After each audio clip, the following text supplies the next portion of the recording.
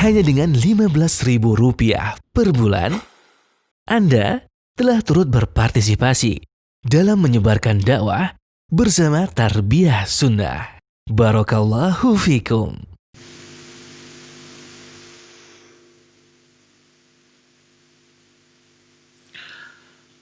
Alhamdulillahi Rabbil Alamin wa bihi nasta'inu ala umuri dunya wad din wal aqibatu lil muttaqin wa la udwana illa ala zalimin wa ashhadu an la ilaha illallah al malikul haqqul mubin wa ashhadu anna Muhammadan abduhu wa rasuluhu sadiqul wa'dil amin wassalatu wassalamu ala asyrafil anbiya'i wal mursalin wa ala alihi wa ashabihi ajma'in wa man tabi'ahum bi ihsanin ila yaumiddin ba'd.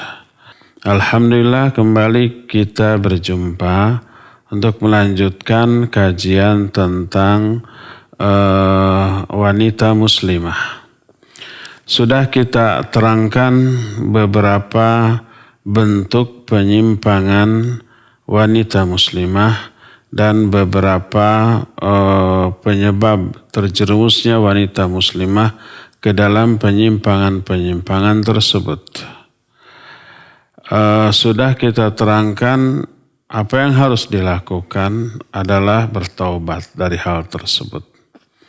Akan tetapi yang jadi masalah adalah banyak orang yang ingin taubat tapi susah untuk melakukannya dengan berbagai macam alasan. Dan inilah yang kemudian menjadi penghalang dari taubat. Dan ini pembahasan secara umum tidak sekedar bagi wanita muslimah semata, juga bagi para muslimin di mana saja berada, di zaman manapun. Mereka berkecimpung terus-menerus di dalam dosa dan kemaksiatan dan berharap tobat, ingin tobat, tapi susah. Kalau umpamanya kita tanya setiap orang yang terus bermaksiat, apakah dia akan berhenti dari kemaksiatannya? Ya, semuanya menyatakan ingin, tapi susah. Kenapa? Ada banyak penghalang. Apa saja penghalang-penghalang dari taubat tersebut? Pertama adalah menganggap enteng, kecil, remeh dosa-dosa yang sedang dilakukannya tersebut. Padahal urusan dosa sekecil apapun risikonya amat sangat besar. Tapi menganggap enteng terhadap dosa adalah salah satu di antara penghalang orang untuk tobat. Gak apa-apalah dosa ini dilakukan, toh dosa ini kecil saja. Mungkin dikuatkan dengan kesalahpahaman orang tersebut tentang beberapa sifat Allah. Allah mah Ghafurur Rahim. Atau kesalahan pemahaman dia tentang kaidah di dalam syariat bahwa dosa-dosa kecil itu bisa terhapus dengan berbagai macam kebaikan karena Allah berfirman innal hasanati yudhibnas sayyiat, kebaikan-kebaikan itu bisa menghapus dosa dan kesalahan. Akhirnya dia tidak berhenti dari kesalahan itu, toh nanti juga terhapus. Kesalahan itu bisa terhapus dengan sholat, dengan Jumatan, dengan Ramadan, dengan umroh. Karena Nabi SAW bersabda, as-salawatul khams, wal jum'ah ilal jum'ah, wal Ramadan ila Ramadan, wa fi riwayatin wal umroh ilal umroh, mukaffiratun liman bainahun. Kata Rasul SAW, sholat yang 5 waktu, Jumat ke Jumat, Ramadan ke Ramadan, umroh ke umroh itu menghapus dosa-dosa di antara hal-hal atau ibadah-ibadah tersebut. Sehingga dia enjoy, menikmati dosa dan kesalahan yang menyenangkan itu dengan asumsi bahwa nanti akan terhapus dengan sholat. Nanti akan terhapus dengan Jumatan. Nanti Ramadan juga terhapus. Nanti sekali umrah juga bersih lagi. Itu asumsi mereka yang membuat mereka itu enggan meninggalkan dosa dan maksiat yang menyenangkan tersebut. Nah, inilah di antara apa? Di antara salah satu penghalang orang untuk tobat. Berkata Al-Imam Ibn Qayyim rahmatullahi alaih, kata beliau, qad yuqtaranu bis-saghirah min qillatil haya wa adamil mubalah wa tarkil khauf wal istihanah biha wa ma yulhiquha bil kabair ma yaj'aluha fi a'la ratabiha. Kadang-kadang dosa-dosa kecil itu dibarengi dengan sedikitnya rasa malu. Tidak peduli kepada efeknya. Tidak takut terhadap akibatnya. Menganggap enteng hal itu menyebabkan dosa besar, dosa kecil tadi terupgrade, terangkat menjadi dosa besar, bahkan bisa menyebabkan dosa besar di level yang paling tinggi. Masih kata beliau istisgharu dzambi istighsar li amri rabbi. Menganggap kecil dosa adalah menganggap kecil terhadap urusan Allah. Beliau menyatakan wa rubbama igtaral mughtar wa qala innama hamalani 'alal ma'asi husnur raja wa tama'i fi afwih. Kadang-kadang orang yang tertipu tersebut menyatakan yang membuat saya terdorong untuk melakukan maksiat karena husnur raja. Karena baiknya sifat raja saya kepada Allah. Wa tama' saya terhadap ampunannya, besarnya keyakinan saya terhadap ampunan Allah Subhanahu wa ta'ala. Wa hadza min mughalati nafs, dan ini termasuk di antara kekeliruan pemahaman orang tersebut. Karena apa? Karena keagungan Allah di dalam diri seorang hamba harus menyebabkan dia mengagungkan semua yang Allah haramkan. Dan menganggap besar apa yang Allah haramkan akan menghalangi dia untuk melakukan dosa. Orang-orang yang lancang dalam bermaksiat kepada Allah Azza wa Jalla, mereka itu tidak mengagungkan Allah dengan sebenar-benarnya pengagungan. Bagaimana mereka bisa mengagungkan Allah dengan sebenar-benarnya padahal mereka itu menganggap enteng terhadap perintah dan larangan Allah Subhanahu wa ta'ala. Sesuatu hal yang mustahil dan satu pemikiran yang amat sangat batil.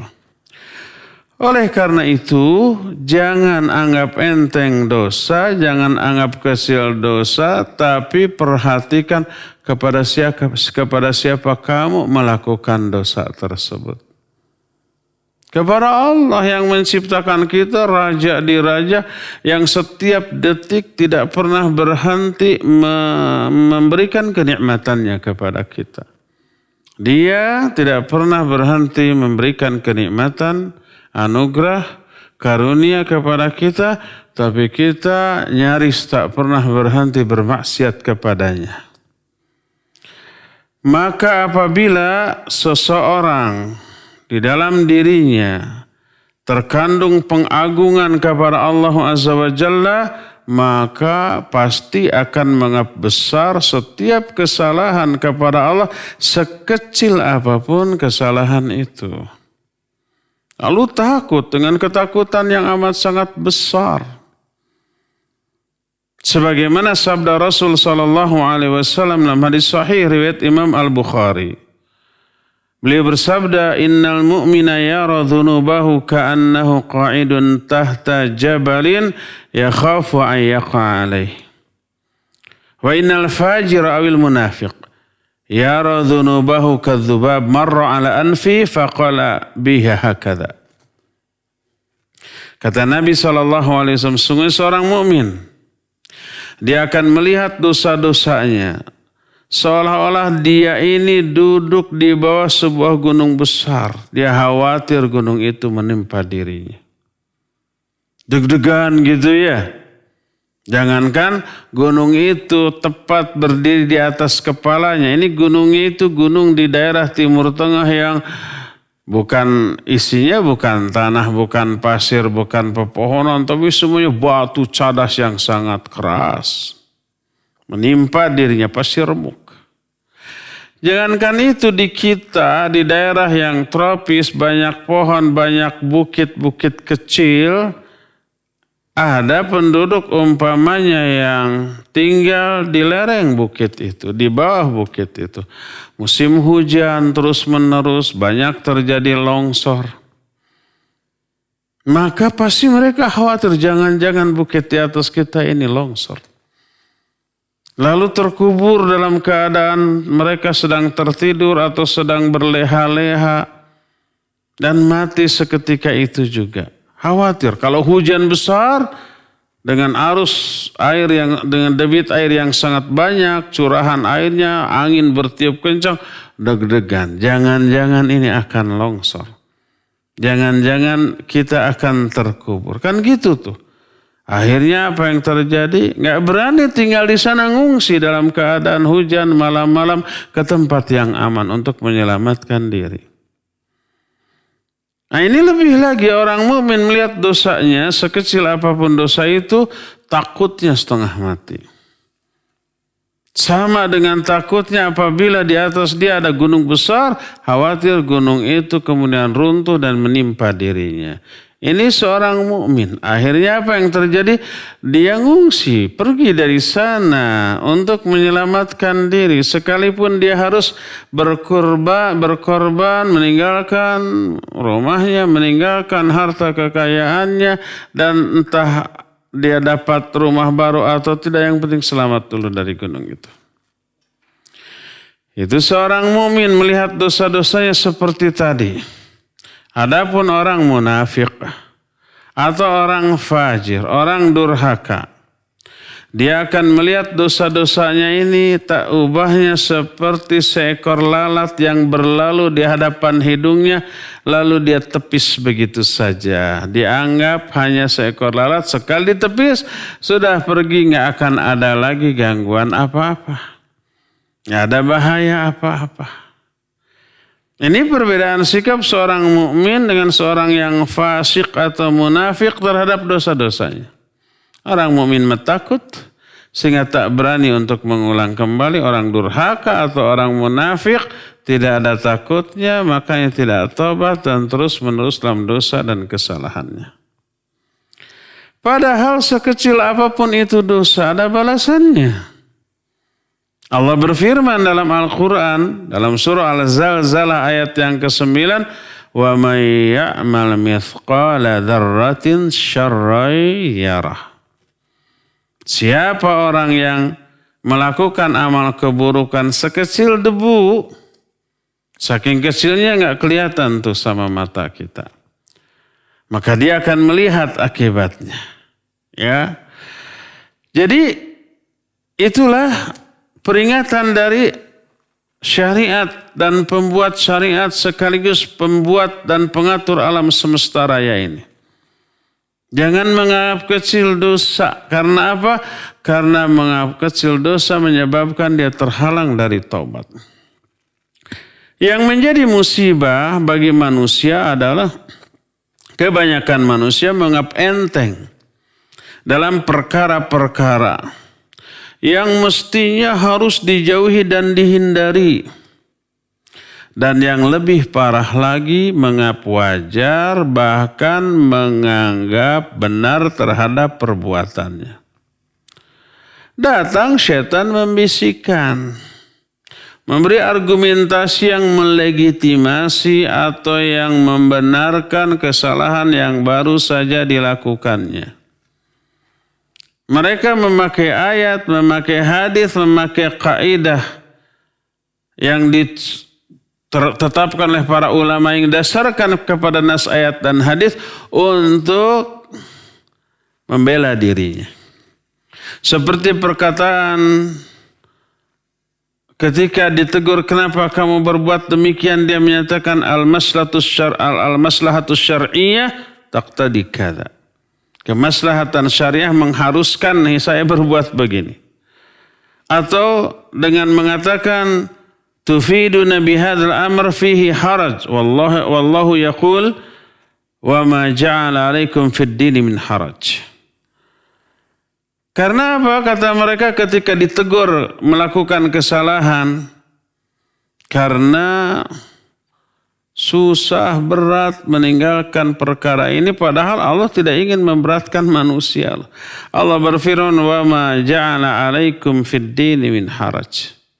Allah tidak menjadikan kesulitan atas kalian dalam menjalankan agama ini.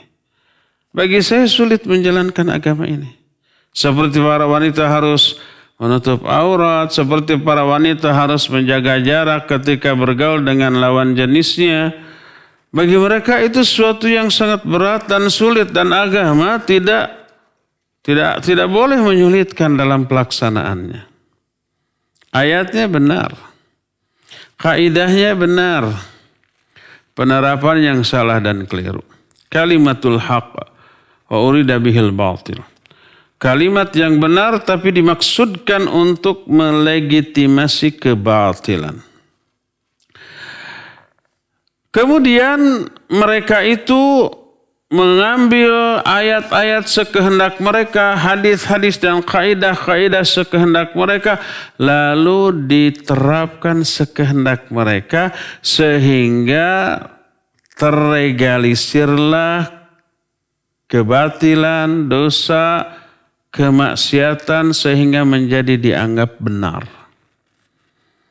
Kalau sudah menganggap dirinya benar, ngapain tobat dari perkara yang mereka anggap benar tersebut? Ini yang menjadi penghalang. Ketika Imam Ibnu Katsir rahimahullah menafsirkan sebuah ayat dalam Al-Quran tentang ciri-ciri orang yang bertakwa. Ciri orang bertakwa itu kalau mereka terjerumus dalam dosa besar, mereka cepat tobat. Orang takwa itu bukan orang yang tidak pernah dosa. Enggak ada. Allah menyatakan, وَالَّذِينَ إِذَا فَعَلُوا فَاحِشَةً أَوْ ظَلَمُوا أَنفُسَهُمْ ذَكَرُوا اللَّهَ فَاسْتَغْفَرُوا لِذُنُوبِهِمْ وَمَا يَغْفِرُ الذُّنُوبَ إِلَّا اللَّهُ وَلَمْ يُصِرُّوا عَلَى مَا فَعَلُوا وَهُمْ يَعْلَمُونَ. Orang bertakwa adalah orang yang apabila mereka itu melakukan perbuatan fahisyah, perbuatan keji, atau menzalimi diri sendiri, mereka cepat ingat kepada Allah, minta ampun atas dosa-dosanya. Karena mereka tahu tidak ada yang bisa mengampuni dosa kecuali Allah, dan mereka tidak terus-menerus dalam dosanya padahal mereka tahu bahwa itu dosa. Orang bertakwa. Perbedaan orang bertakwa dengan orang durhaka tipis, kecil. Persamaannya ada. Persamaannya dua-duanya mungkin terjerumus dalam dosa besar. Perbedaannya orang takwa langsung tobat dan berhenti dan tidak terus-menerus, tidak ngeyel di atas kesalahannya. Orang durhaka sadar itu dosa, tahu itu maksiat, tapi tidak cepat tobat dan terus-menerus di atas dosanya. Bahkan yang lebih parah, lebih konyolnya adalah menganggap benar terhadap dosa tersebut. Imam Ibnu Katsir menukil satu riwayat bahwa Nabi SAW bersabda, qala Iblis berkata, ahlaqtun nas bidzunub wa ahlakuni bila ilaha illallah wal istighfar. Falamma ra'aitu dzalik ahlaktuhum bil ahwa fayahsabuna annahum minal muhtadin. Kata Iblis, aku binasakan manusia dengan dosa-dosa. Digoda, diganggu agar manusia itu terjerumus ke dalam dosa. Tapi apa kata iblis? Wa ahlakuni bila ilaha illallah wal istighfar. Tapi mereka menghancurkan upayaku dengan la ilaha illallah dan istighfar. Sudah capek menggoda sampai terjerumus ke dalam dosa. Setelah terjerumus mereka bertauhid dan istighfar. Terhapus dosanya tuh. Bahkan selain terhapus dosanya dapat pahala atas tobatnya. Membuat Allah bahagia dengan tobatnya. Maka sia-sia tuh upaya iblis. Falamma ra'aitu dzalik, kata iblis, ketika aku melihat hal demikian, ahlaktuhum bil ahwa. Aku binasakan mereka dengan hawa nafsu, dibisikkan argumentasi ke dalam diri mereka yang membenarkan terhadap kesalahan yang baru saja dilakukannya. Fayahsabuna annahum minal muhtadin. Lalu mereka menyangka bahwa mereka itu benar sesuai dengan petunjuk, berada di atas petunjuk Allah Azza wa Jalla. Sudah salah merasa benar dan ngeyel di atas kesalahan. Dia masuk kepada perangkap atau jebakan iblis laknatullahi alaih. Berargumentasi, berapologi untuk melegitimasi kesalahannya. Sehingga dianggap benar. Inilah orang yang sangat terugi. Qul hal nunabbi'ukum bil akhsarina a'mala alladhi dhalla sa'yuhum fil hayatid dunya. Wa yahsabuna annahu minal muhtadin. Dalam surah Al-Kahfi ayat-ayat terakhir begitu tuh. Katakan oleh Muhammad, hal nunabbiukum bil akhsarina amala. Mau enggak kami kabarkan, kami beritahukan kepada kalian tentang orang yang paling rugi amalnya. Siapa? Alladzina dhalla sa'yuhum fil hayatid dunya. Itu orang-orang yang sesat ikhtiar mereka, amal mereka, usaha mereka dalam kehidupan dunia. Fayasabuna annahum minal muhtadin, tapi mereka menyangka mereka itu benar. Mereka itu sesuai dengan petunjuk dari Allah Azza wa Jalla. Tuh. Jadi sudah berbuat dosa, salah, cari ayat yang melegitimasi kesalahannya, mengapa benar terhadap kesalahannya. Itu bukanlah sikap seorang mukmin. Sikap seorang mukmin dijelaskan oleh Allah Azza wa Jalla dalam Al-Quran surah An-Nisa ayat 65. Fala wa rabbika la yu'minuna hatta yuhakkimuka fima syajara bainahum thumma la yajidu fi anfusihim harajan mimma qadait wa yusallimu taslima. Kata Allah Azza wa Jalla, tidak. Demi Rabbmu, mereka tidak dikatakan beriman. Manusia itu tidak disebut beriman sehingga mereka menjadikan kamu, hai Muhammad, sebagai hakim terhadap perkara yang diperselisihkan di antara mereka. Kemudian mereka tidak merasakan keberatan sedikit pun dalam hati mereka terhadap apa yang diputuskan oleh kamu dan pasrah sepasrah-pasrahnya, tunduk dan patuh. Nah sekarang peninggalan putusan Nabi SAW itu ada sunnah. Ada Quran dan sunnah. Quran sunnah melarang ini udah. Orang mukmin akan legawa, akan lapang dada menerimanya, nggak pernah merasa keberatan segede apapun resikonya. Dan setiap pengamalan kebenaran ya pastilah ada resiko. Namanya juga perjuangan. Perjuangan tanpa pengorbanan, tanpa penderitaan, kurang gimana gitu, kurang nendang gitu ya. Dari sinilah, dari penderitaan ini didapat apa? Didapat pahala.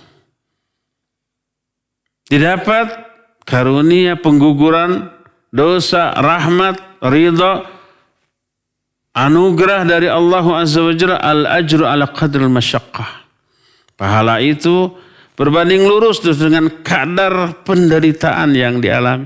Makin menderita dalam melakukan satu amal soleh yang Allah perintahkan, itu makin gede pahala. Makin banyak ampunan yang Allah Azza wa Jalla akan berikan kepada orang itu. Jangan anggap enteng dosa, penyimpangan. Karena menganggap entengnya menyebabkan dia terjerumus ke dalam kerugian yang sangat besar. Orang tidak pernah tersandung dengan batu gede, pasti dengan kerikil kecil. Orang tidak pernah, kata orang Sunda, kabereyan sama tulang gede.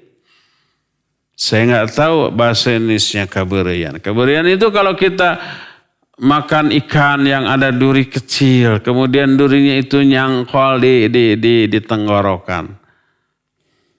Bahasa Sundanya kabereyan. Saya nggak tahu bahasa Indonesianya apa. Kabereyan itu tidak pernah dengan tulang ayam, tulang kambing, tulang sapi gitu ya, balung seperti kabereyan, nggak pernah. Pasti dengan yang kecil. Tapi lihat penderitaan yang diakibatkannya. Ada nggak orang yang sampai harus dioperasi karena hal itu? Ada. Kita tergelincir itu tidak pernah dengan sesuatu yang besar, tapi sesuatu yang kecil. Umpamanya kulit pisang yang dibuang orang, kecil itu. Maka berkata Imam Ibnu Qayyim rahmatullahi alaih, yang beliau jelaskan dalam kitab Al-Fawaid, kata beliau, ya maghrura bil amani, lu'ina iblis wa uhbita min manzilil izzi bitarki sajdatan wahidah, umira biha, wa ukhriju Adam minal jannah bin luqmah tanawaluha. Wahai orang-orang yang tertipu dengan angan-angan, ingat, iblis dilaknat, diturunkan dari tempat yang mulia ke tempat yang sengsara hanya karena meninggalkan satu sujud yang diperintahkan. Adam dikeluarkan dari surga hanya dengan satu gigitan, satu kunyahan, satu pelanggaran saja. Dan ingat, seorang pezina dibunuh berdasarkan hukum Islam dengan cara pembunuhan yang sangat mengerikan. Dia apa? Dirajam. Hanya karena dia itu menyalahgunakan organ yang berukuran kecil dari tubuhnya ke tempat yang tidak halal. Dan tidaklah seseorang dicambuk punggungnya dalam keadaan tidak berbaju. Hanya karena apa? Hanya karena dia menuduh orang lain dengan tuduhan tanpa bukti. Dan tidaklah orang dicambuk juga punggungnya dengan sekian kali cambukan yang menyakitkan, kecuali hanya seteguk minuman yang beralkohol yang membuat dia mabuk. Tidaklah anggota badan seseorang, tangannya dipotong oleh Allah Subhanahu wa Ta'ala, kecuali hanya karena dia mencuri satu barang yang harganya cuma 3 dinar. Dan tidaklah seseorang masuk ke dalam neraka Allah Azza wa Jalla dengan azab yang sangat dahsyat, kecuali hanya karena dosa-dosa yang dianggap kecil. Wala yakhafu uqbaha. Orang itu tidak takut kepada akibat dari perbuatan yang dilakukannya. Tidaklah seorang wanita masuk ke dalam neraka kecuali apa? Kecuali hanya karena seekor kucing. Menghukum kucing dengan hukuman yang tidak setimpal dengan kesalahannya. Dakhalat an-nara imra'atun lihirratiha au bihirratiha. Seorang wanita masuk ke dalam neraka karena kucingnya. Sajanat lam tut'imha wa lam tusqiha. Kucing itu dia kurung, dia tahan, tidak diberi makan, tidak diberi minum, tidak dilepaskan untuk mencari makan sendiri sampai mati. Walau kathurat sholatuha wasiyam, walaupun rajin, salatnya rajin, saumnya rajin, segala macam ibadahnya, tapi zalim kepada kucing seperti itu. Dimasukkan oleh Allah Azza wa Jalla ke dalam neraka. Mungkin itu dianggap perbuatan atau kesalahan kecil. Dan tidaklah seseorang dimasukkan ke dalam neraka Kecuali hanya kalimat yang dianggap sepele. Innar rajul la yatakallamu bi kalimatin la yalqi bihi balan yahwi biha finnar ab'ad mimma bainal masyriq wal maghrib. Ada seseorang berbicara dengan satu kata yang tidak dianggap penting, tidak dianggap besar, tapi karena hal itu dia dimasukkan ke dalam neraka lebih dalam, lebih jauh dibanding jarak antara timur dan barat. Dan tidaklah seorang laki-laki melakukan ketaatan selama 60 tahun kepada Allah Azza wa Jalla, tapi ditutup dengan kemaksiatan di akhir hidupnya dan mati dalam keadaan su'ul khatimah, lalu dia masuk ke dalam neraka karena hal itu, padahal di sebagian besar waktu hidup dari kecilnya sampai tuanya diisi dengan ibadah, tapi diakhiri dengan sedikit keburukan. Sebagaimana Rasul sallallahu alaihi wasallam menyatakan, innar rajula la ya'malu bi amali ahli jannah hatta la yakuna bainahu wa bainaha illa dhira'. Seorang melakukan amalan-amalan ahli surga sehingga tidak ada jarak antara yang memisahkan antara dia dengan surga kecuali satu hasta. Tinggal selangkah lagi masuk surga. Fasbiqu alaihil kitab. Fayamalu bi amali ahli nar. Tapi ketetapan Allah mendahului. Dia belot di akhir hayatnya. Dia berhenti dari melakukan ibadah. Dia melakukan dosa. Melakukan amalan ahli neraka. Mati dalam keadaan dia. Dalam keadaan demikian. Fayadkhuluha. Dia masuk ke dalam neraka. Waliyadzubillah. Su'ul khatimah. Nabi SAW menyatakan al-amal bi khawatimiha. Amal itu amat sangat tergantung kepada amal yang sangat terakhir. Lihat kita sholat 4 rakaat. Panjang gitu. Rakaat pertama membaca Fatihah lalu membaca surat yang panjang. Yang ikhlas, ya khusyuk sampai menangis. Rukuknya panjang, sujudnya panjang. Terus 4 rakaat. Tapi pas tahiyat akhir sebelum salam dia batal. Hal yang membatal itu kecil sedikit dan 1 kali saja. 1 kali kecil sedikit itu keluar angin sedikit sebelum dia salam membatalkan semua sholatnya dari awal sampai akhir. Sampai dia harus mengulang kembali dari awal. Demikian juga ketika kita saum. Dari mulai fajar menyingsing kita sudah tahan diri dari makan, minum dan syahwat terus. Diisi dengan berbagai macam ibadah dan amal soleh. 1 menit bahkan setengah menit sebelum matahari terbenam. Sebelum maghrib kita minum seteguk saja. Kita mengunyah kurma segigit saja. Sesuatu perbuatan kecil itu menghapus pahala, menghapus amal saum yang kita lakukan dari apa? Dari subuh sampai detik itu. Jadi sesuatu yang merusak dan menghancurkan itu tidak selalu yang besar, tapi hal yang enteng, yang sepele, yang kecil bisa menghancurkan kebaikan yang sangat banyak. Berdasarkan hal itulah maka jangan pandang kesalahan itu sebagai sesuatu yang enteng karena bisa fatal akibatnya. Allah berfirman dalam Al-Quran dalam surah Al-Jathiyah ayat 21. Am hasibal ladzina ijtarahu sayyi'at an naj'alahum kalladzina amanu wa 'amilus shalihat sawa'an mahyahum wa mamatuhum sa'a ma yahkumun. Apakah orang-orang yang berani lancang melakukan keburukan, dosa, maksiat, mereka itu mengira bahwa kami akan menjadikan mereka diperlakukan sama dengan perlakuan orang-orang beriman dan beramal soleh, baik ketika hidup ataupun ketika mati? Tidak. Sungguh buruk hukum yang mereka tetapkan. Pemahaman mereka yang seperti itu sangat buruk dan amat sangat keliru. Bahkan kadang-kadang menganggap enteng dosa, azabnya langsung Allah segerakan di dunia. Sebagaimana diterangkan di dalam banyak riwayat. Seperti suatu saat Nabi SAW melihat ada seseorang. Dia makan di samping Rasul SAW dengan tangan kiri. Mungkin dia kidal, mungkin.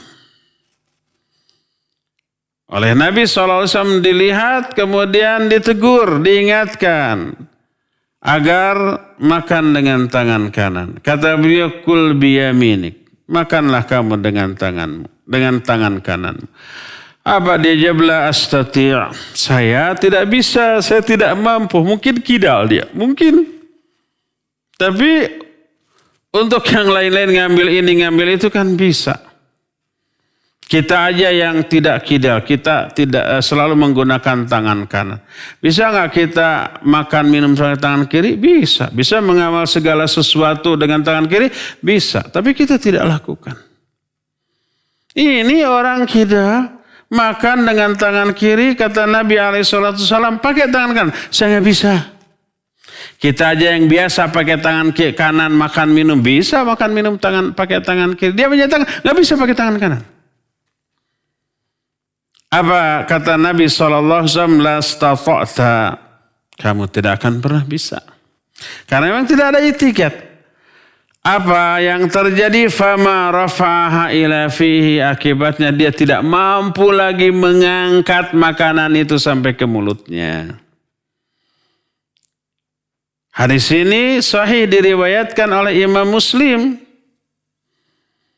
Pernah nggak mendengar kisah tentang Nabi SAW menyatakan kalau kamu bangun tidur, jangan pegang ini apa dulu, makan minum dulu, tapi kamu cuci dulu kedua tanganmu ketika bangun tidur. Karena apa? Karena kamu tidak tahu di mana kamu letakkan tangan kamu. Ya sunnah Nabi SAW. Ada orang dengan pongahnya menyatakan kalau saya ketika tidur saya tahu di mana tangan saya diletakkan. Dia ngomong begitu dalam rangka membantah ucapan Nabi SAW. Apa yang terjadi? Yang terjadi ketika dia tidur, ketika dia bangun, apa yang terjadi? Saya mohon maaf agak vulgar. Dia mendapati tangannya sudah masuk sampai sikunya ke lubang duburnya. Mungkin pernah nggak di antara para pendengar sekalian, sebuah kisah tentang seorang ulama ahli hadis yang ketika mengajar itu selalu menutup wajahnya dengan sorbannya. Tak ada murid yang mengenal atau mengenali wajahnya, tidak ada. Mengajarkan hadis ini dalam keadaan wajahnya tertutup. Ada salah seorang di antara muridnya yang penasaran, ingin lihat wajahnya, diikuti itu sampai ke rumahnya. Dipersilahkan masuk sebagai tamu yang harus dimuliakan. Kemudian ditanya ada apa? Dia bilang, saya ingin melihat wajah Anda. Kenapa selalu ditutup ngajar? Apa dia bilang? Kamu tidak akan sanggup melihatnya. Coba buka, saya ingin tahu kayak gimana. Tapi kamu jangan kaget. Iya. Ketika dibuka dia kaget setengah mati. Karena apa? Wajah gurunya itu serupa dengan wajah himar, keledai. Kenapa demikian? Dia bilang ini akibat melecehkan sunnah. Dulu saya pernah melecehkan sunnah ketika saya mendengar hadis. Nabi SAW bersabda, jangan kalian mendahului imam dalam sholat. Atau kalau enggak Allah akan rubah wajah-wajah kalian menjadi wajah himar. Saya enggak percaya dengan hadis tersebut. Apa hubungannya mendahului imam dengan berubahnya wajah? Maka saya menyengaja mendahului imam. Ketika saya pulang ke rumah, orang-orang rumah sangat kaget dan menjerit. Kenapa? Ketika saya lihat wajah saya di cermin, ternyata wajah saya mirip menjadi wajah himar. Maka saya pun bertobat sejak saat itu. Lalu saya belajar hadis dengan sungguh-sungguh untuk menunjukkan kebenaran dari taubat saya itu. Sampai saya akhirnya memahami hadis dan bisa mengajarkannya. Ini. Jadi banyak contoh riwayat dalam kehidupan nyata zaman dahulu. Akibat menganggap enteng terhadap kekeliruan, kesalahan, menyengaja menentang Al-Quran dan hadis, maka oleh Allah azabnya itu ternyata disegerakan dalam kehidupan di dunia ini. Berdasarkan hal itulah maka ketika para ulama mengomentari peristiwa-peristiwa tadi, mereka menyatakan bahwa aibasallahu yadahu fil hali ala hadis sunnah. Li'anna amru Rasulillah sallallahu alaihi wasallam alladhi kana yuhibbut tayamun. Fakanat natijatu khalifat sunnatihi ta'tilu yaddin wa ijabatu da'wati sallallahu alaihi wasallam ala hadzal rajul li'anna Allah tabaraka wa ta'ala yaqul wa ma atakum rasul fakhudhu wa ma nahakum anhu fantahu. Kenapa Allah subhanahu wa ta'ala menghukum orang itu dengan hal tadi? Itu karena melecehkan sunnah. Karena perintah tersebut adalah perintah Rasul sallallahu alaihi wasallam. Yang beliau sangat mencintai tayamun, artinya menggunakan tangan kanan dalam melakukan kebaikan. Maka sebagai akibat dari menentang ini, maka Allah Azza wa Jalla membuat orang itu tidak bisa mengangkat makanannya ke mulutnya. Maka lumpuhlah tangannya ketika itu. Dan diijabahnya doa Rasul sallallahu alaihi wasallam terhadap orang ini. Karena Allah menyatakan, "Wa ma atakumur rasul fakhudhu." Apa saja yang diperintahkan oleh Rasul, laksanakan. Apa saja yang dilarang, maka jauhi dengan sejauh-jauhnya. Betapa banyaknya orang ketika dikatakan, lakukan ini karena ini sunnah. Apa mereka katakan? Ya ini kan sunnah, nggak wajib. Dan memaksa atau mewajibkan yang sunnah adalah hal yang tidak boleh. Saya tidak mampu melaksanakan sunnah yang berat ini. Kan seperti itu ya. Sampai-sampai sunnah ini jadi sebuah istilah yang diolok-olok menjadi bahan candaan. Sunnah yang dimaksudlah syariat Islam dengan pemahaman yang benar, lalu difahami dengan pemahaman yang lebih parsial, yang sempit, yaitu lawan dari wajib. Sehingga saya hanya akan mengaji ke ustadz sunnah. Maksudnya ke ustadz yang pemahaman Quran sunnahnya benar berdasarkan pemahaman para ulama as-salafus soleh. Ada yang menyatakan kalau saya mah nggak mau ngaji ke ustadz sunnah, saya mah maunya ngaji ke ustadz wajib, dan wajib lebih afdol dari sunnah. Ini bodohnya orang tersebut memahami sunnah dengan pemahaman salah satu hukum selain wajib. Padahal yang kita maksud sunnah di sini bukan itu. Tapi itulah kebodohan dan kedengkian orang terhadap sunnah Nabi SAW. Ya. Berdasarkan hal itulah maka orang tersebut terhalang dari taubat, berhenti dari dosa-dosa yang dianggap remeh, yang dianggap kecil, baik itu karena hukumnya sunnah atau karena memang dianggap dosa-dosa kecil yang layak diabaikan. Seandainya katakanlah kita terima, ya itu dosa kecil. Tapi ingat, sekecil apapun dosa yang tersisa akan diberikan azab. Dengan azab katakanlah karena dosanya terkecil, azabnya juga terkecil. Sebagaimana ayat tadi, wa may ya'mal mithqala dzarratin syarran yarah. Siapa orang yang mengamalkan keburukan walaupun sekecil debu, dia akan melihat akibatnya. Oke, katakan itu dosa kecil betul. Dan diazab oleh Allah sesuai dengan kadar dosanya. Diberi apa? Diberi azab yang teringan di neraka. Mau enggak? Naudzubillah. Seringan-ringannya azab di neraka jauh lebih dahsyat daripada seluruh penderitaan yang pernah dirasakan di dunia. Sebagaimana sabda Nabi SAW dalam hadis sahih riwayat Imam Bukhari dan Imam Muslim, "Inna ahwana ahlin nari azaban yaumal qiyamah la rajulun tudau fi akhmasi qaddamaihi jumrah yaghli minha dimaghuh."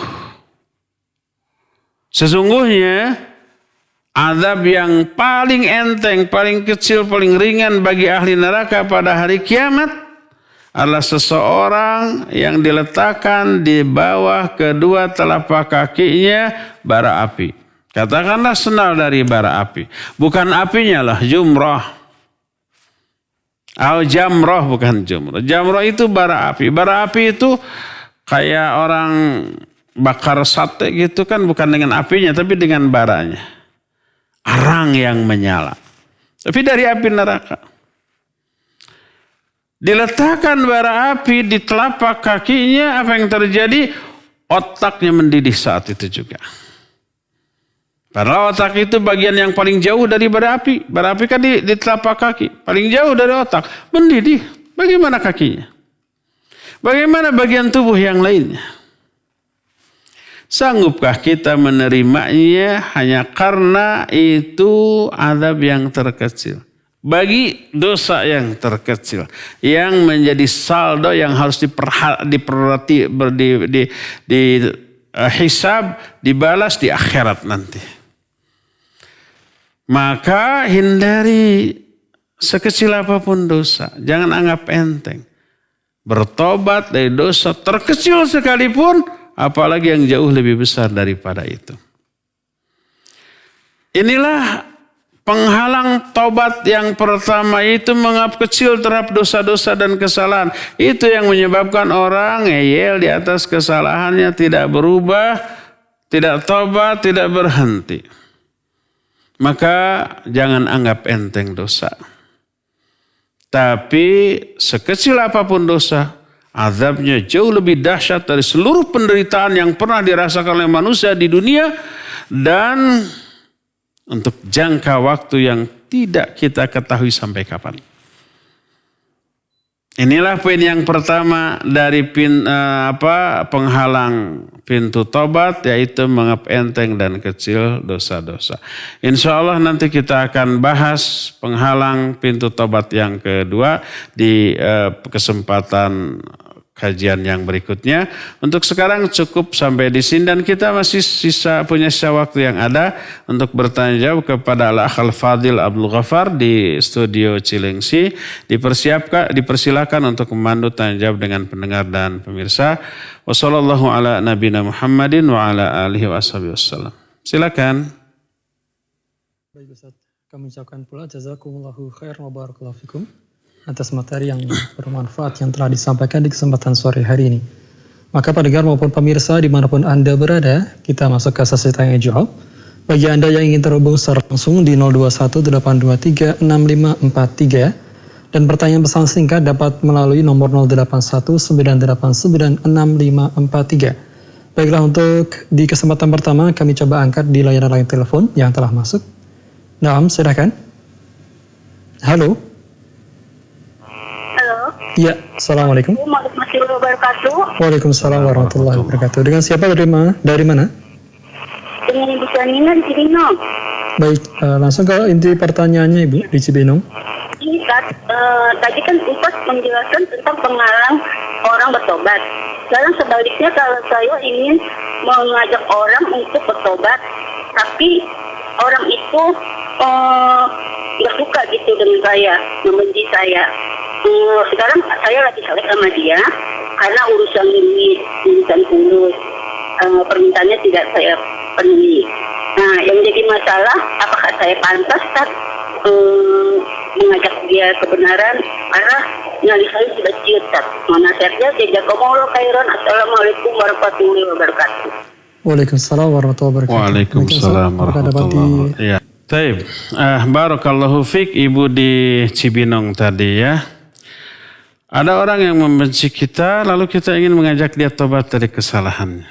Bagaimana caranya? Baik. Pertama, cairkan dulu hubungan kita dengan dia. Jangan sampai dia membenci kita. Cari penyebab. Kenapa dia benci kita? Mulailah dari sana. Kalau dia membenci kita karena kita pernah berbuat salah, berbuat kekeliruan yang menyinggung dia, minta maaf secara gentle, secara kesatria, ya. Insya Allah clear. Atau kalau dia, kenapa dia benci kita? Karena memang ada beberapa sifat karakter kita yang tidak dia suka.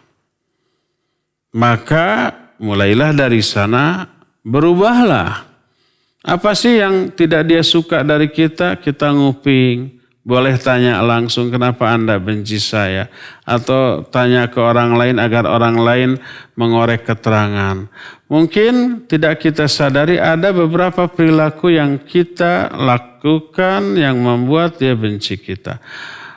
Mulai memperbaiki diri dari sana.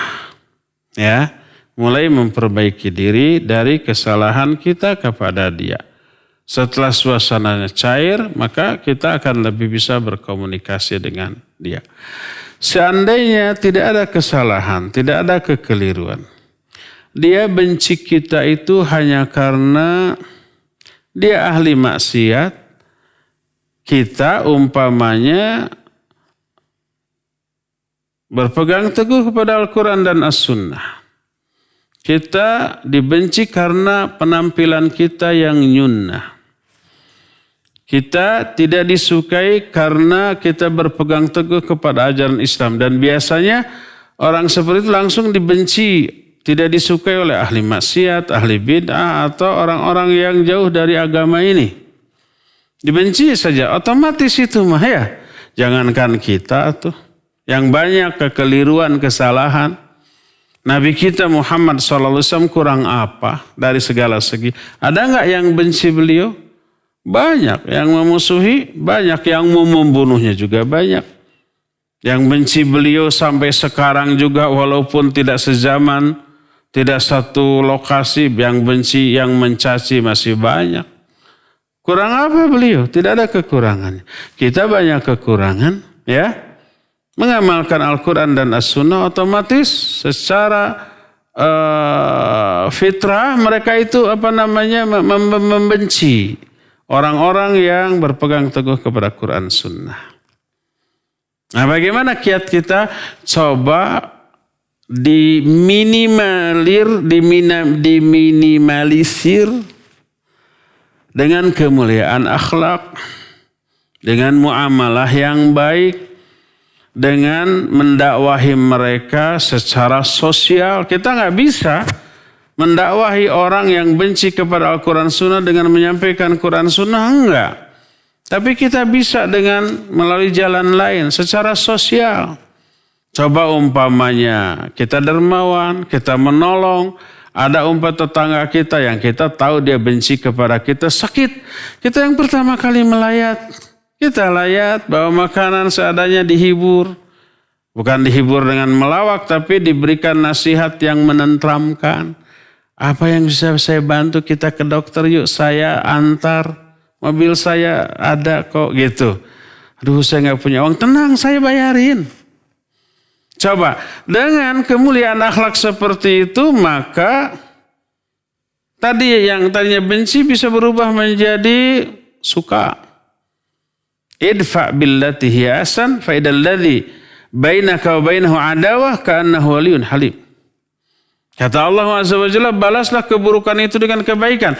Maka orang yang tadi antara kamu dengan dia ada permusuhan tiba-tiba berubah menjadi kawan yang sangat dekat. Ingat, kemuliaan akhlak ini mampu meluluhkan hati yang amat sangat keras. Yang kekerasan hati itu tidak bisa berubah dengan memberikan ayat atau hadis, tapi luluh dengan kemuliaan akhlak. Dulu betapa banyaknya orang-orang kafir diberi ayat, diberi hadis, malah tambah keras tapi diperlakukan dengan sebaik-baik perlakuan, luluh kemudian masuk Islam. Banyak cara untuk mendakwahi orang.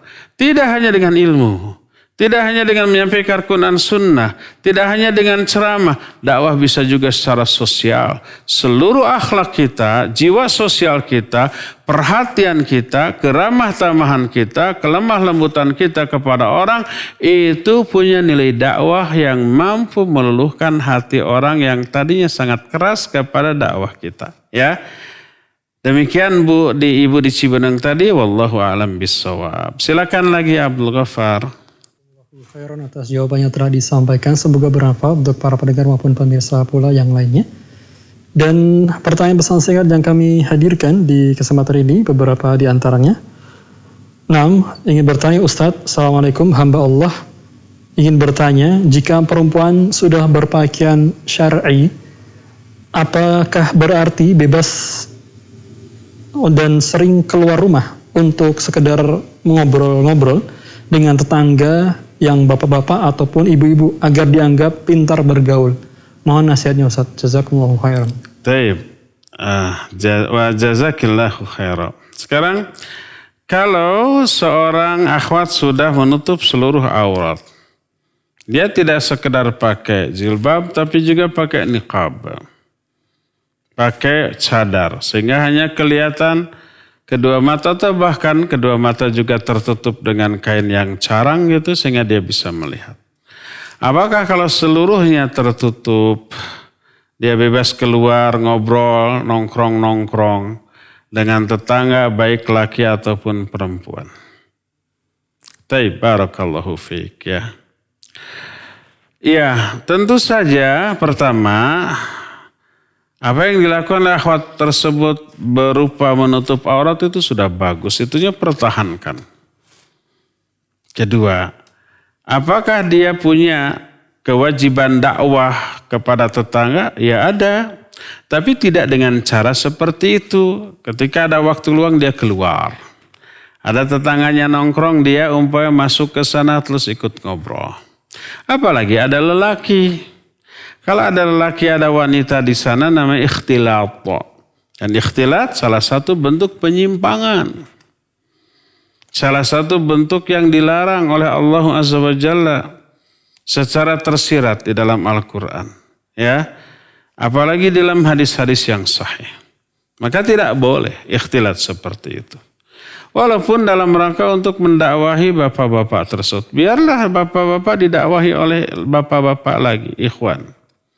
Nah sekarang katakanlah nggak ada bapak-bapak, hanya ibu-ibu. Boleh nggak setiap hari setelah beres pekerjaan di rumah, jam 9 sudah beres tuh. Suami umpamanya sudah pergi kerja. Anak-anak umpamanya sudah pergi sekolah. Di rumah sendirian, bete. Keluar bertetangga. Ya. Umumnya ketika bertetangga dengan tetangga-tetangga sama akhwat, belum pernah saya mendengar itu adalah forum dakwah, enggak. Tapi yang ada apa? Ngerumpi. Yang ada apa? Ngegosip. Yang ada apa? Berbicara tentang keburukan orang lain. Mampu enggak dia merubah suasana itu menjadi suasana yang ilmiah? Hanya berbicara Quran Sunnah. Kalau toh dia seperti itu, saya menduga kuat orang-orang nggak akan mau lagi ngobrol sama dia, bosen seperti itu. Nah, kalau mau ajaklah ibu-ibu itu ke masjid, yuk ngajinya di masjid, yuk ngobrolnya di masjid, karena ini ngobrol tentang agama, ya. Jadi umumnya obrolan itu berbicara tentang gosip, tentang isu, tentang hoax yang berkembang, seperti itulah yang tidak ada manfaatnya. Kalau tuh ada manfaatnya, madaratnya jauh lebih besar. Oleh karena itulah maka lebih utama wanita ini untuk tinggal tetap diam di rumah. Berfirman Allah Azza wa Jalla dalam Al-Quran surah Al-Ahzab, wa qarna fi buyutikunna wala tabarrujna tabarrujal jahiliyatil ula. Tetaplah kamu tinggal di rumah kamu dan janganlah kamu bertabarruj seperti tabarrujnya orang-orang jahiliyah zaman dahulu. Berkata Ibnu Abbas radhiyallahu anhuma yang dikutip oleh Imam Ibnu Katsir ketika menafsirkan wa qarna fi buyutikunna ay ilzamna fi buyutikunna wa la yakhrujna illa fi hajah. Tetaplah tinggal di rumah dan tidak boleh keluar kecuali kalau memang ada keperluan yang harus. Keperluan untuk kepentingan keluarganya, ke warung, beli terasi untuk nyambal, ya, beli jengkol untuk digoreng, beli apa untuk makan suami dan anak-anaknya untuk itu. Adapun untuk ngerumpi jangan. Karena jauh lebih banyak madarat. Nanti ngerumpi sampai zuhur, lelah, begitu sampai ke rumah, menyiapkan segala sesuatu untuk anak dan suaminya, sudah berkurang tenaganya. Karena sudah terkuras oleh obrolan dengan ibu-ibu tetangganya yang tadi. Mungkin katakanlah yang tadi obrolan ada manfaatnya, tapi mengurangi, mengambil hak untuk suami dan anaknya berupa apa? Staminanya, fikirannya, kondisi jiwanya itu akan berubah. Fokuskan, lebih fokus untuk suami dan anak-anak. Dan itu jauh lebih banyak dan lebih besar pahalanya daripada sekadar ngumpul-ngumpul sama tetangga sekalipun sesama ibu-ibu. Wallahu a'lam. Silakan lagi. Khairan atas jawabannya yang telah disampaikan. Dan berikutnya melalui layanan telepon kami kembali angkat. Untuk para pendengar maupun pemirsa yang ingin bertanya secara langsung, silakan. Ya, silakan. Waalaikumsalam warahmatullahi wabarakatuh. Dengan siapa, dari mana Ibu? Dari Ibu Sri, Kuningan, Jawa Barat. Silakan. Ibu Sri. Assalamualaikum warahmatullahi wabarakatuh, Ustaz. Waalaikumsalam warahmatullahi wabarakatuh. Ustaz, saya mau bertanya tentang amalan utama puasa di bulan Dzulhijjah itu dari tanggal 1 atau tanggal 9-nya aja. Baik. Apakah dari tanggal 1 itu keutamaan puasa, dan yang tanggal 13 Dzulhijjah itu boleh nggak puasa untuk Yaumin Bidnya? Terima kasih Pak Ustadz untuk penjelasannya. Assalamualaikum warahmatullahi wabarakatuh. Waalaikumsalam warahmatullahi wabarakatuh. Ya, Ibu Sri di Kuningan. Saum itu ada 3 macam. Ada yang wajib, yang fardu. Yang fardu ini ada 3 macam juga. Pertama, saum Ramadan. Yang kedua, plus qadanya ya. Plus qadanya, qada untuk Ramadan. Yang keduanya adalah saum kifarat. Seperti umpamanya kita melanggar sumpah ya. Saum 3 hari berturut-turut. Itu wajib hukumnya ya. Atau kita melakukan zihar. Seorang lelaki melakukan zihar kepada istrinya. Demi Allah saya tidak akan lagi menyentuh kamu gitu. Haram bagi saya menyentuh kamu. Karena marah. Besok lusanya gak kuat. Tidak boleh bergaul dengan istri sebelum salah satunya membebaskan budak atau saum 2 bulan tuh berturut-turut. Itu wajib. Itu namanya saum apa? Kifarat. Yang ketiganya adalah saum nadar. Ini saum wajib. Itu ada 3 jenis. Yang kedua saum sunnah. Saum sunnah ini ada 2 macam. Ada sunnah muayyan dan ada sunnah mutlak.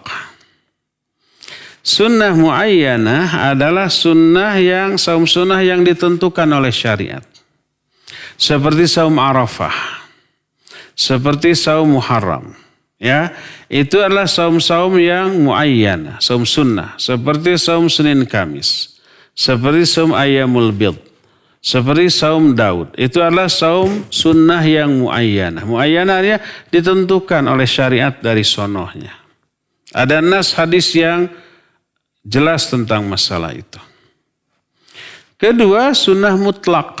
Saum sunnah mutlak adalah saum sunnah yang tidak ditentukan oleh syariat.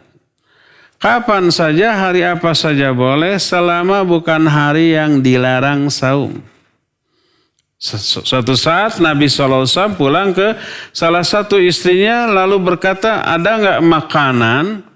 Kalau dijawab ada, maka makan, kalau enggak saya saum. Saum apa itu? Itu saum sunnah mutlak. Bukan Senin Kamis, bukan Daud, bukan Arafah, bukan Muharram, bukan Ayyamul Bid. Karena kalau di hari-hari yang muayyanah Nabi SAW ada makanan atau tidak tetap saum. Tapi ini mah bukan di hari-hari yang disunnahkan secara muayyanah untuk saum. Tapi di hari-hari yang biasa. Ada makanan enggak ada? Kalau begitu saya saum saja. Ya. Itu penjelasan Syekh Muhammad Shalih Al-Utsaimin rahimahullah dalam kitab Fathul Jalal Ikram Syarah Bulughul Maram. Itu disebut muayyanah. Seperti contohnya apa? Hari Selasa, hari Rabu boleh nggak kita saum? Boleh. Saum apa? Saum sunnah. Tapi sunnahnya sunnah mutlak. Selama itu tidak di waktu yang terlarang. Adapun yang di waktu yang terlarang maka tidak boleh. Seperti contoh kapan? Hari-hari tasyrik.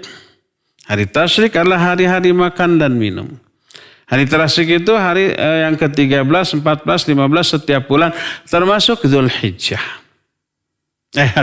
Bukan setiap bulan. Pada bulan Dzulhijjah. Hari tanggal 13, 14, 15 itu hari tasyrik di bulan Dzulhijjah. Maka haram untuk saum. Tidak boleh saum. Walaupun itu jatuhnya hari Senin atau Kamis atau Ayamul Bid. Nggak boleh.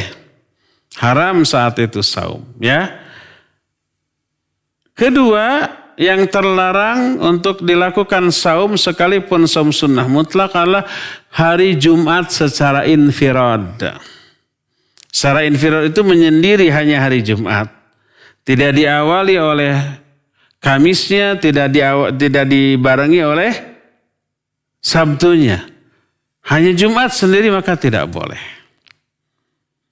Berdasarkan hadis Nabi SAW kepada salah satu istri yang ketika hari Jumat istrinya itu saum, lalu Nabi SAW bertanya, As-sumti bil ams, apakah kamu saum pada hari kemarin, hari Kamis? Dijawab tidak. Hal satasumina ghadan, apakah kamu akan saum besok? Itu hari Sabtu? Dia bilang tidak, hanya hari ini. Faftiri, kalau begitu kamu harus berbuka, tidak boleh saum. Maka tidak boleh melakukan saum sunat mutlak di hari Jumat. Hari apa lagi yang tidak boleh melakukan saum sunat mutlak? Sebagian ulama melarang melakukan saum sunnah mutlak di hari Sabtu. Berdasarkan hadis yang sahih riwayat Imam Abu Daud dalam kitab Sunannya, berkata Nabi alaihi salatu wasallam, la tasumu yaumas sabt illa fima afturidha alaikum. Janganlah kalian saum pada hari Sabtu kecuali saum yang difardukan. Saum yang diwajibkan. Baru boleh seperti saum nazar, saum kifarat atau qada Ramadan boleh dilakukan di hari Sabtu. Adapun saum sunnah maka tidak boleh. Termasuk sebagian ulama seperti Syekh Al-Albani rahimahullah, walaupun hari Sabtu itu disunnahkan secara muayyanah untuk saum, seperti umpamanya pas Arafah hari Sabtu atau pas Muharram hari Sabtu, maka sebagian ulama melarang berdasarkan keumuman hadis itu. Seperti Syekh Al-Albani. Beliau melarang saum apapun yang namanya sunnah di hari Sabtu. Ya, semua ulama sepakat tidak, hanya beliau dan sebagian ulama lain. Adapun mayoritas ulama membolehkan saum sunnah di hari Sabtu. Salah satunya berdasarkan hadis yang tadi. Nabi SAW bertanya kepada istrinya yang saum pada hari Jumat. Ditanya, apa kamu akan saum besok hari Sabtu? Dia bilang tidak. Kalau gitu buka. Dan ini menunjukkan saum di hari Sabtu boleh. Walhasil di masalah yang diikhtilafkan oleh para ulama tentang saum sunat di hari Sabtu. Ya.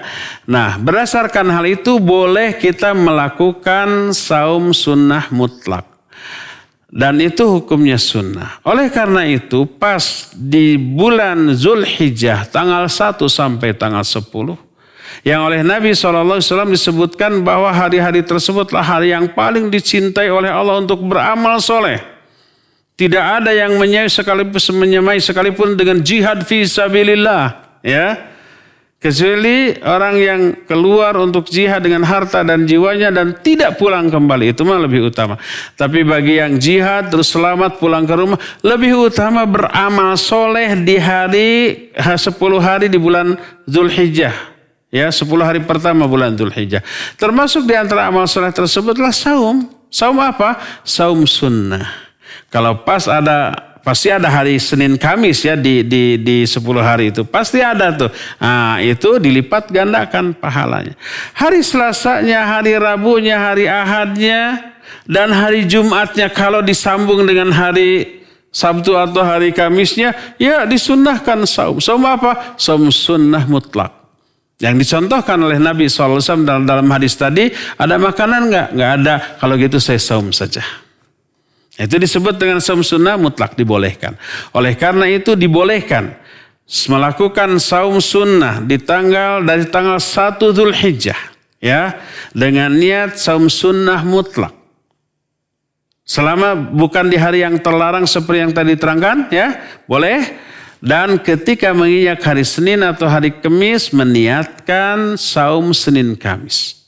Di hari Selasa, Rabu, ataupun umpamanya Jumat dan disambung dengan Kamisnya, atau hari Ahadnya, ya, maka diniatkan saum sunnah mutlak dan pahalanya juga dilipat gandakan. Saum sunnah muayyanah dengan saum sunnah mutlak pahalanya berbeda. Lebih utama saum sunnah yang muayyanah. Tapi yang saum sunnah mutlak jelas pahalanya juga besar. Dan apabila dilakukan di 10 hari pertama di bulan Dzulhijjah, pahalanya dilipat gandakan. Jadi boleh lakukan saum sejak tanggal 1 bulan Dzulhijjah. Ketika menginjak hari Senin Kamis, niatkan Senin Kamis. Ketika di hari selain Senin Kamis, niatkan saum sunnah mutlak. Dan ketika pada tanggal 9 Dzulhijjah, niatkan saum apa? Saum Arafah, ya. Demikian, wallahu a'lam bishawab. Saya pikir cukup ya, waktunya sudah cukup di hari ini. Insya Allah kita akan sambung kembali di hari di hari Kamis sebulan yang akan datang, melanjutkan materi ini. Subhanakallahum bihamdik, asyhadu an la ilaha illa anta, astaghfiruka wa atubu ilaik, walhamdulillahi rabbil alamin. Wassalamualaikum warahmatullahi wabarakatuh.